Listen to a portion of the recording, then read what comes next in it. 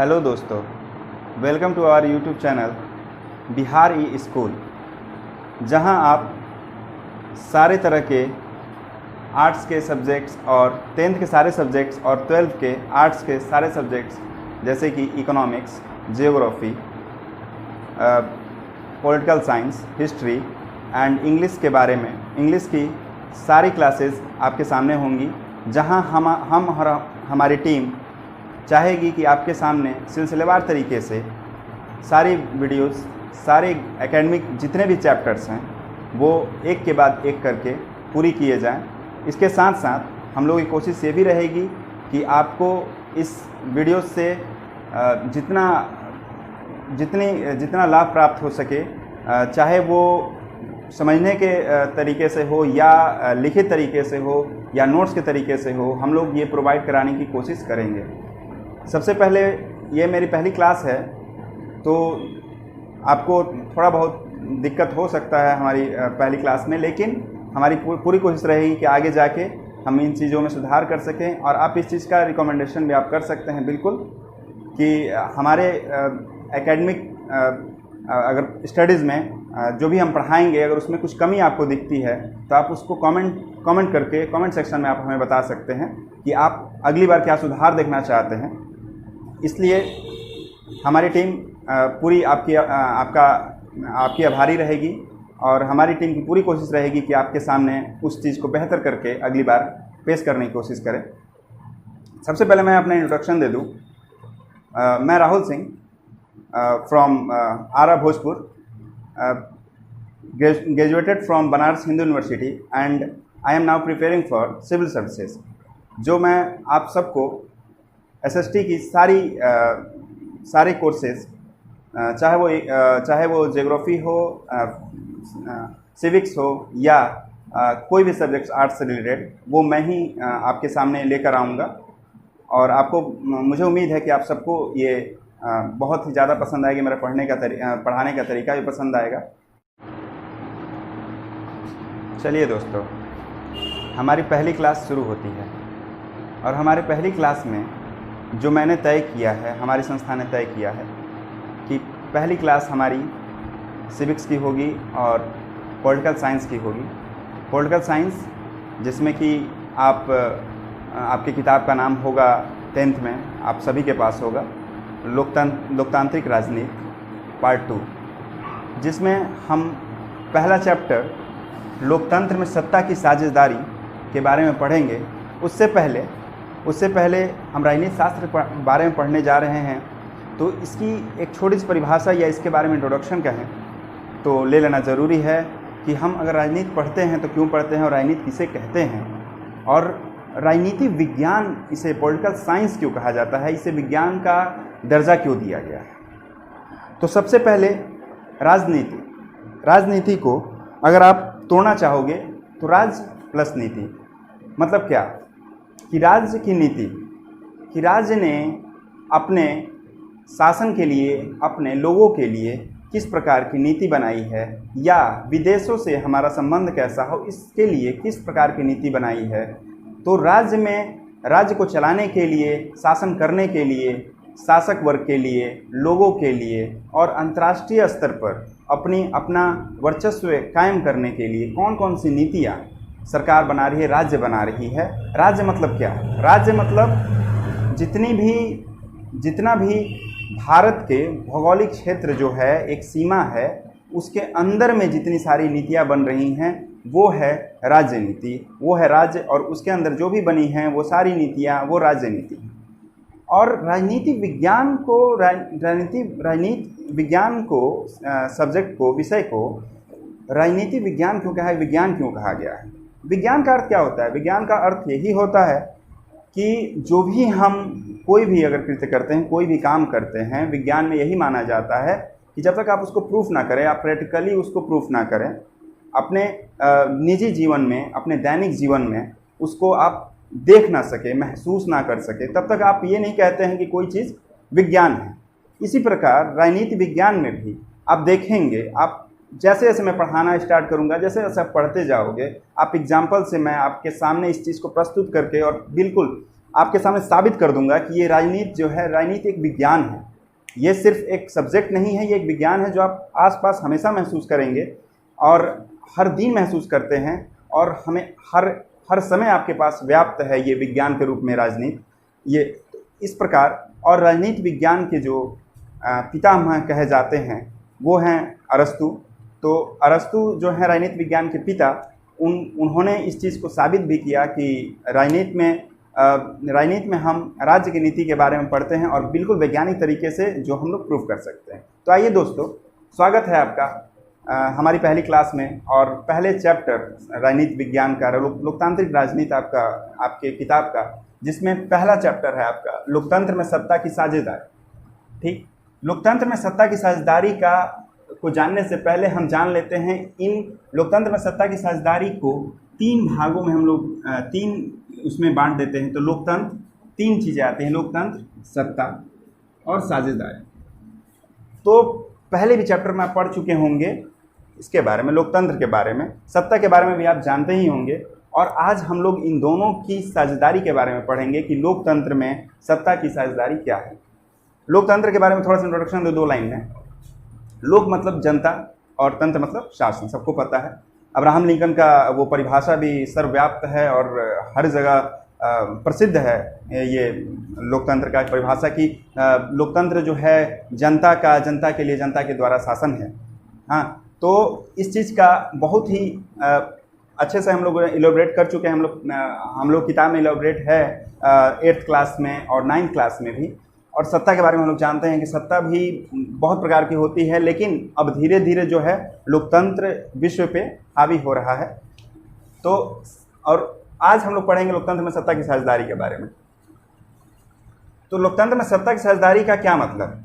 सत्ता की साझेदारी का मतलब ये है कि किस प्रकार जो है जनता के जो जनता जो है किस प्रकार सत्ता को प्रभावित करती है, और सत्ता किस प्रकार जनता मतलब कि जो आम जनता है उसके सामाजिक जो विभिन्नता है, चाहे सामाजिक जो समरसता है या सामाजिक जो हम कहते हैं एक विभाजन है, चाहे वो धर्म के नाम पे हो, लिंग के नाम पे हो, जाति के नाम पे हो, इन सभी कृत्यों से किस प्रकार प्रभावित होती है सत्ता और किस तरह साझेदारी निभाती है, इसके बारे में हम लोग पढ़ने जा रहे हैं।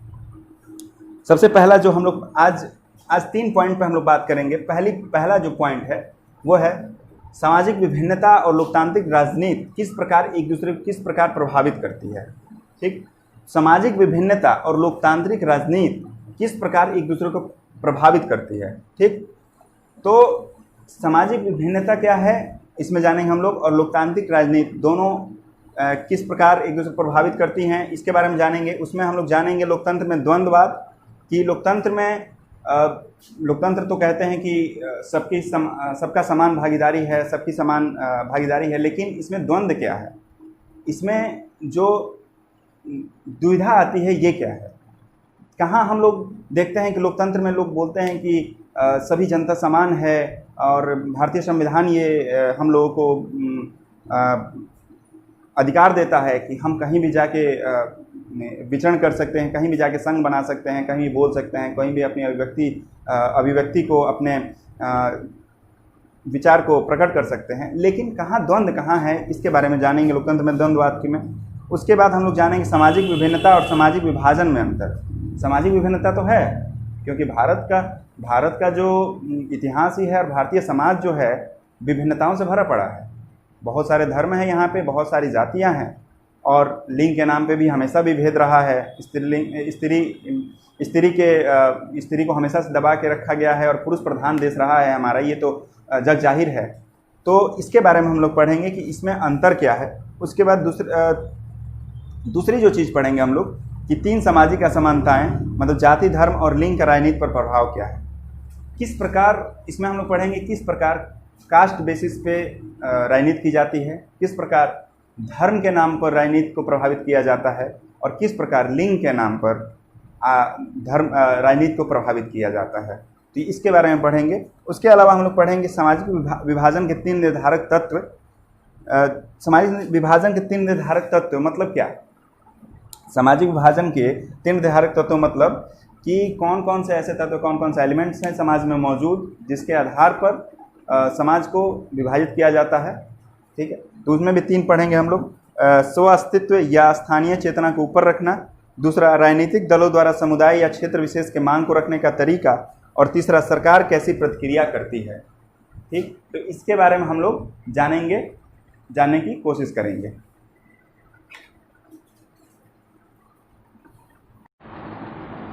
चलिए दोस्तों, हम अपने पहले टॉपिक को समझने की कोशिश करते हैं। पहला टॉपिक हमारा क्या था कि सामाजिक विभिन्नता और लोकतांत्रिक राजनीति एक दूसरे को किस प्रकार प्रभावित करते हैं। तो सबसे पहले दोनों चीज़ों को तोड़ लेते हैं कि सामाजिक विभिन्नता और लोकतांत्रिक राजनीति है क्या। सामाजिक विभिन्नता मतलब भारत एक विभिन्नताओं वाला देश है जहाँ पे कि बहुत सारी जातियाँ रहती हैं और शुरू से ही ये जातियाँ हमारे यहाँ रहती हैं, बिलोंग करती हैं हमारे समाज से। और हमारे ऋग्वैदिक काल में भी चार वर्णों में हमारी पूरे सामाजिक संरचना को बांटा गया।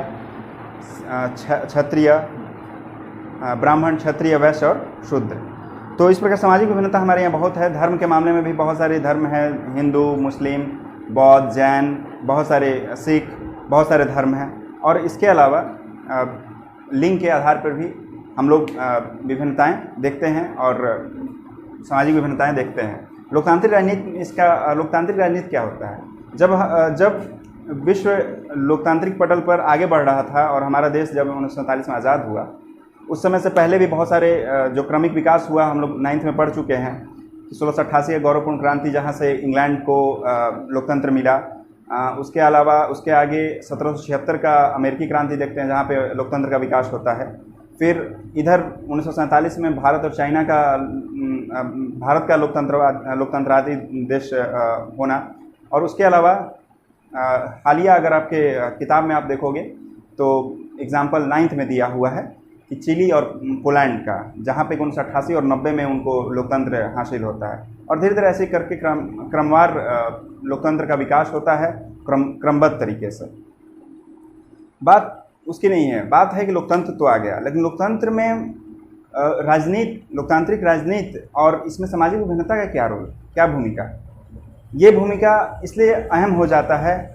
एक छोटा सा एग्जाम्पल लेते हैं और अपने पहले सब टॉपिक लोकतंत्र में द्वंद्ववाद को थोड़ा सा परिभाषित करने की कोशिश करते हैं।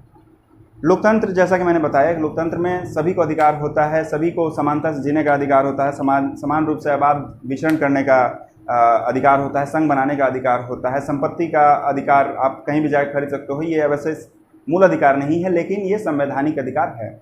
इस प्रकार से बहुत सारे अधिकार हम लोग को मिले हैं। तो द्वंद्व कहाँ होता है? द्वंद्व यही होता है कि अगर आप बोलते हो कि कहीं भी हम देश में विचरण कर सकते हैं, लेकिन आप छोटा सा एग्जाम्पल हम बिहार के बच्चों को पढ़ाने जा रहे हैं, तो बिहार का ही एग्जाम्पल लेते हैं। बिहार से मजदूर लोग, चाहे छात्र हों, चाहे मजदूर हों, चाहे मतलब कि आम जनता हो, कमाने जब जाती है पश्चिमी भारत या मतलब कि दक्षिण भारत, तो हमें हे दृष्टि से देखा जाता है, नीचे दृष्टि से देखा जाता है। और ख़ासकर महाराष्ट्र का एग्जाम्पल, महाराष्ट्र का उदाहरण हम लोग जानते हैं। जब लोकतंत्र व्याप्त है हमारे भारत में, जब हम कहीं आबाद विचरण कर सकते हैं, कहीं भी जाके अपना व्यवसाय कर सकते हैं, कहीं भी हम अपने विचार और व्यक्ति रख सकते हैं, तो ऐसा क्यों होता है कि महाराष्ट्र में अगर बिहारी मजदूर या यूपी के उत्तर प्रदेश के मजदूर जाते हैं कमाने, या मतलब कि छात्र अगर पढ़ने जाते हैं, तो उनके साथ गलत व्यवहार गलत आचरण किया जाता है, उन्हें मार के भगा दिया जाता है। ऐसा क्यों?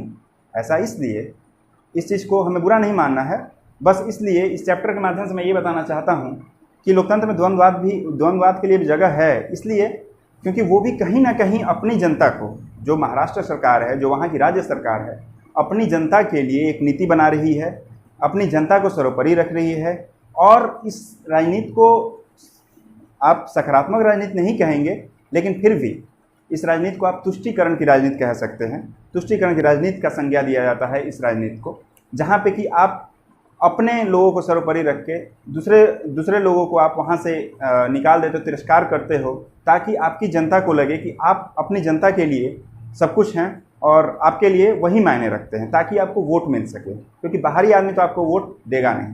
तो इसलिए लोकतंत्र में द्वंद्ववाद के लिए जगह हो जाता है। ये वैसे नकारात्मक राजनीति है, लेकिन फिर भी यहाँ पे जगह है। इस चीज़ का एग्जाम्पल हम बिल्कुल ही भुक्तभोगी हैं, हम बिहारी लोग, तो इस चीज़ को हम लोग आराम से समझ सकते हैं। दूसरा चीज़ कि सामाजिक विभिन्नता और सामाजिक विभाजन में अंतर क्या है। सामाजिक विभिन्नता मैं बता चुका, सामाजिक विभिन्नता एक स्तर पर नहीं है, जातीयता विभिन्नता है आपकी, सामाजिक विभिन्नता, धर्म की विभिन्नता है और लिंग की भी विभिन्नता है, तो ये सामाजिक विभिन्नता होती है। लेकिन सामाजिक विभाजन क्या है? जब आप जैसे कि मैंने महाराष्ट्र का एग्जाम्पल दिया, जब आप जाते हो, जब बिहार के लोग महाराष्ट्र जाते हैं, जब हम बिहार के लोग महाराष्ट्र जाते हैं कमाने के लिए, तो हम में से कोई मुस्लिम होता है, कोई हिंदू होता है, कोई नीची जाति का होता है, कोई ऊपरी जाति का होता है, ठीक है, कोई औरत होती है, कोई मर्द होता है। तो यहाँ पे सामाजिक विभिन्नता आती है। लेकिन वहाँ पे जब हम जाते हैं तो बिहार के लोग एकजुट होकर, जब उनके खिलाफ अत्याचार होता है तो एकजुट होकर वहाँ पे उनकी सामाजिक विभिन्नता काम नहीं आती है। वहाँ पे हम जो अलग किए जाते हैं, चाहे हमारे खिलाफ जो गलत व्यवहार होता है, वो सामाजिक विभाजन है, क्योंकि वहाँ पे भी सामाजिक विभिन्नता वहाँ पे मौजूद है। और यहाँ के लोग भी जब जाते हैं तो सामाजिक विभिन्नता के रूप में ही जाते हैं, लेकिन वहाँ पे जाके एकजुट होते हैं और दो समाज बन जाते हैं, एक महाराष्ट्री, एक मराठी समाज बन जाता है और एक बिहारी समाज बन जाता है। तो ये समाज विभाजन होता है यहाँ पे कि हम लोग सामाजिक विभिन्नता के रूप में वहाँ पहुँचते हैं, लेकिन सामाजिक विभाजन के रूप में वहाँ से भगा दिए जाते हैं कि मराठी समाज हमारा सबसे ऊपर है और बिहारी समाज या यूपी का समाज नीचे है, इसलिए हम लोगों को वहाँ से हटा देते हैं। यही अंतर है सामाजिक विभिन्नता और सामाजिक विभाजन में। उसके बाद हम आते हैं कि 3 सामाजिक असमानताएं कि जाति, धर्म और लिंग का राजनीति पर क्या प्रभाव है।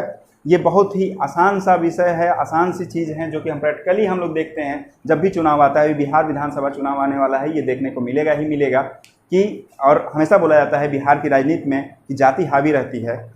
मैं नाम नहीं लूँगा पार्टिकुलर किसी भी दल का, या मैं किसी दल का समर्थन नहीं करना चाहता हूँ, लेकिन आप देखोगे कि कहीं ना कहीं हर एक पार्टी की, जो चाहे वो राजद हो, चाहे वो जदयू हो, चाहे वो लोजपा हो, चाहे कोई भी पार्टी हो, उसका एक अपना सिद्धांत होता है, अपनी जनता की फॉलोइंग होती है, जो कि लोग उनको वोट के लिए लुभाते हैं और वो लोग, उन लोगों का वोट बिल्कुल और बिल्कुल उस पार्टी के लिए ही जाता है। तो यहाँ पे हम लोग इस चीज़ को जानते हैं कि असमानताओं में सबसे पहले जो जाति है, जाति बहुत ही ज़्यादा प्रभाव डालता है राजनीति में, खासकर भारत के राजनीति में। वैसे तो विश्व स्तर पर भी राजनीति में प्रभाव डालता है जाति, जैसे कि इंग्लैंड में आप प्रोटेस्टेंट और कैथोलिक की बात करते हैं, या मतलब कि और भी जगह पे यूगोस्लाविया में जब जाति की बात आई तो यूगोस्लाविया के सामने जातिगत मुद्दा इतना भड़का कि यूगोस्लाविया 1990 में जाके टूट के बिखर गया।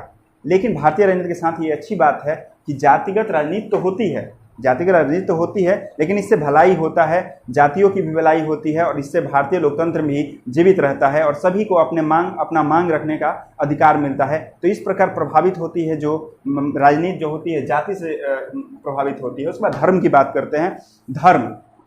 धर्म बहुत पेचीदा मामला है और बहुत सेंसिटिव मामला है, जो कि कोई भी दल हो, कोई भी भारतीय राजनीतिक दल हो, इस पे डायरेक्ट हाथ नहीं रखना चाहती है। और महात्मा गांधी का ये कोटेशन हमेशा याद रहता है, और इस चीज़ को लेकर ही सिद्धांत बनाया गया था। और हमारा जो भारतीय राजनीति का जो भारतीय संविधान है, उसको धर्मनिरपेक्ष संविधान इसीलिए कहा गया क्योंकि वहाँ पे धर्म को कोई जगह नहीं दिया गया है। और महात्मा गांधी का ये कोटेशन कि आप राजनीति को धर्म से अलग नहीं कर सकते, और धर्म को अलग इसलिए नहीं कर सकते क्योंकि जो राजनीति है, आपको राजनीति करनी है तो आपको धार्मिक मान्यताओं को, उनके मूल्यों को आपको लेके साथ चलना होगा। लेकिन ये आप नहीं कर सकते कि आप किसी पार्टिकुलर धर्म को आप अपनी ढाल बना ले और उस पर राजनीति करें, ये गलत है। लेकिन आपको मान्यताओं को बल देना होगा। ये महात्मा गांधी का कहना था, राष्ट्रपिता का कहना था। तो कहीं ना कहीं इस कोटेशन से ही, इस कथन से ही मालूम हो जाता है कि भारतीय राजनीति में धर्म का कितना बड़ा प्रभाव है और आज हम देखते हैं अप्रत्यक्ष रूप से मैं नाम नहीं लूँगा, अप्रत्यक्ष रूप से आप देखते होंगे कि कुछ नेता हैं जो प्रत्यक्ष रूप से भी सामने आते हैं और कुछ अप्रत्यक्ष और दल अप्रत्यक्ष रूप से किसी न किसी धर्म का जरूर सपोर्ट करते हैं, समर्थन करते हैं और अपनी जो राजनीतिक रोटियां हैं सेकते हैं। ये भी नकारात्मक नहीं है, हम लोग नकारात्मक राजनीति कह सकते हैं धर्म के नाम पे, लेकिन नकारात्मक नहीं है क्योंकि अप्रत्यक्ष रूप से कभी भी सामने नहीं आता है। उसके अलावा हम लोग लिंग की बात करते हैं, लिंग का राजनीति पर प्रभाव। लिंग मतलब क्या? पुरुष या स्त्री।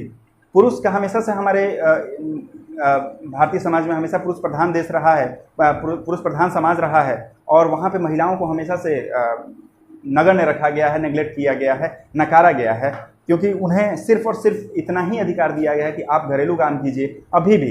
अभी भी आप देखते हो, लेकिन अभी भी आप देखते हो कि पंचायत में अभी भी आरक्षण दे दिया गया है और बिहार ही सबसे पहला राज्य है जो कि जिसने कि आरक्षण बहुत बड़े पैमाने पर महिलाओं को भी दिया।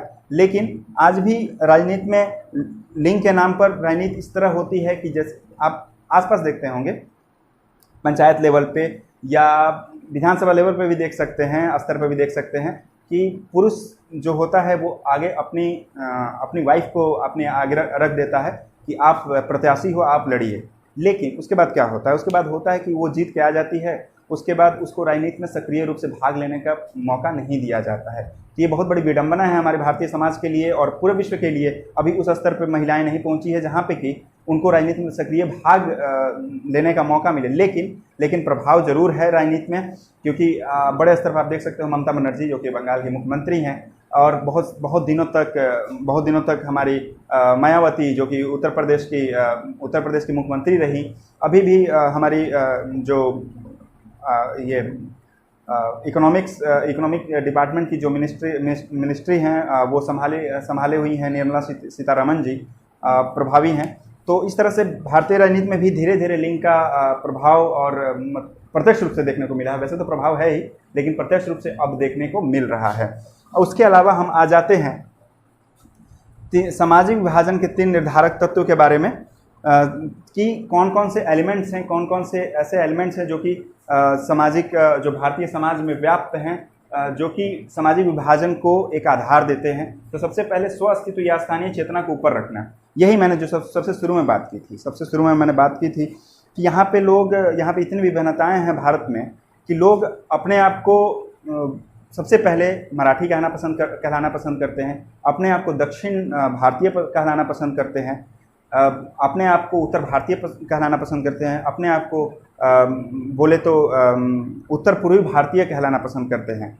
लेकिन उससे पहले हम भारतीय हैं, ये हमारे अंदर चेतना है। लेकिन इस चीज़ को आप नकार नहीं सकते हैं कि स्व चेतना जो है, स्व अस्तित्व जो है, स्थानीय चेतना जो है हमें सर्वोपरि है, जिसके कारण ये पहला आधार है जहाँ से सामाजिक विभाजन का नींव तैयार होता है, आधार तैयार होता है कि हम अपने आप को अगर हम भारतीय अगर कहने लगें, अगर हम बाहर जाते हैं, एग्जाम्पल लीजिए, हम बाहर जाते हैं, आप ऑस्ट्रेलिया जाते हो पढ़ने, आप कहीं भी जाते हो तो वहाँ के छात्र क्या बोलते हैं कि हम भारतीय हैं, वहाँ पे एकजुट हो जाते हैं। आप बिहारी जब महाराष्ट्र जाते हैं तो आप बोलते हैं हम बिहारी हैं।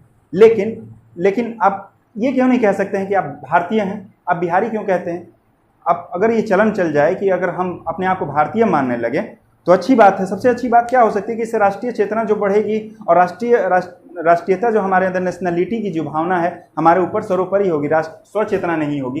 लेकिन ये आज दुखद ये है कि आपका सामाजिक विभाजन का आधार जो बनता जा रहा है वह स्व अस्तित्व या स्थानीय चेतना है।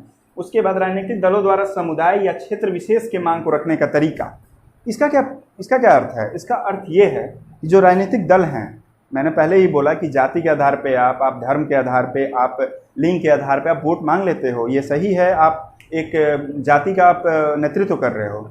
लेकिन ये कहीं ना कहीं समाज में एक तरह से व्यापक स्तर पे इस चीज़ को फैलाया जा रहा है कि आप इस जाति को, आप कभी भी तुष्टीकरण की राजनीति करने लगते हैं, आप जाति विशेष की राजनीति करने लगते हैं, तो कहीं ना कहीं सामाजिक विभाजन बीच में आ ही जाता है कि आप दलित हैं, आप स्वर्ण हैं, आप महादलित हैं। तो ये राजनीति कहीं ना कहीं आप आवाज़ उठा रहे हो, आप सही है, ये राजनीति सकारात्मक है, लेकिन सामाजिक विभाजन का भी एक तत्व है, इससे आप इनकार नहीं कर सकते हैं। और तीसरी जो है, सरकार कैसी प्रतिक्रिया करती है। अगर कोई राजनीतिक दल मांग भी रखता है, अगर मान लिया, एक एग्जाम्पल ले लिया कि ओबीसी को लेके या एससी को लेके या एसटी को लेके, अगर कोई राजनीतिक दल अपनी कोई मांग रखता है केंद्र सरकार के सामने, ठीक है, या सरकार के सामने या राज्य सरकार के सामने अपनी मांग रखता है, तो सरकार कैसी प्रतिक्रिया करती है, इस पर बहुत ज़्यादा डिपेंड करता है सामाजिक विभाजन आपका। अगर आप वहाँ पे बायस्ड होके या मतलब कि एक तरफा सोच के उस मांग को स्वीकार कर लेते हो, तो दूसरे जाति में, दूसरे वर्ग में जरूर कहीं ना कहीं से आप सामाजिक जो समरसता है उसको समाज खो देगा, और कहीं ना कहीं वो इस सामाजिक विषमता का प्रसार होगा ही होगा। इसी का उदाहरण मैंने पहले भी दिया, यूगोस्लाविया में, जहाँ पे कि सरकार के सामने जातिगत मुद्दे रखे गए और सरकार उस तरह का, क्योंकि इस तरह की मांगे थी कि सरकार रिस्पॉन्ड नहीं कर पाई और यूगोस्लाविया का विघटन हो गया। तो इस तरह का विघटन भारतीय समाज में, भारतीय राजनीति में दिखाई नहीं देता है। ये बहुत अच्छी बात है, सरकार ने बहुत अच्छे से टैकल कर रखा है, और जातिगत मुद्दे उठे भी तो बहुत सारे समितियां बनाई गई, जैसे कि आप पढ़ोगे अपने किताब में, कालेलकर समिति या मंडल आयोग, जिसके द्वारा इस चीज़ को बहुत आसानी से, बहुत अच्छे तरीके से टैकल करने की कोशिश की गई कि हमारी जो ये सामाजिक भिन्नता है, जो हमारी सामाजिक समरसता है, इसको हम बिना खोए, भारतीय अखंडता को बिना खोए, हम कहीं ना कहीं इस चीज़ को बनाए रखें और राजनीति जो चल रही है, एक स्वस्थ तरीके से राजनीति चलती रहे। तो इस प्रकार दोस्तों हम लोग पूरे चैप्टर को मैंने एक सारांश के रूप में बताया आपके सामने कि लोकतंत्र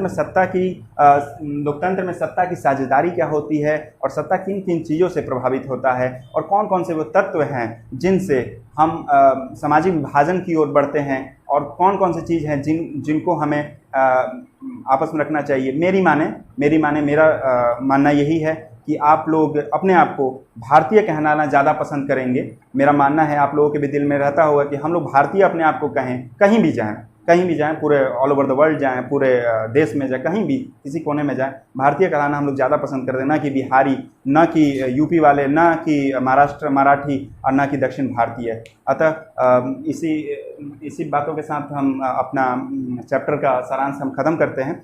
और दोस्तों, एक बहुत विनम्र अनुरोध है आप लोगों से कि आपको अगर ये वीडियो पसंद आए तो आप अपने दोस्तों के पास जो भी एकेडमिक एजुकेशन लेना चाहते हैं बिहार बोर्ड के लिए, उन्हें आप ये सजेस्ट करें कि हमारे प्लेटफॉर्म पे आके पढ़ाएं।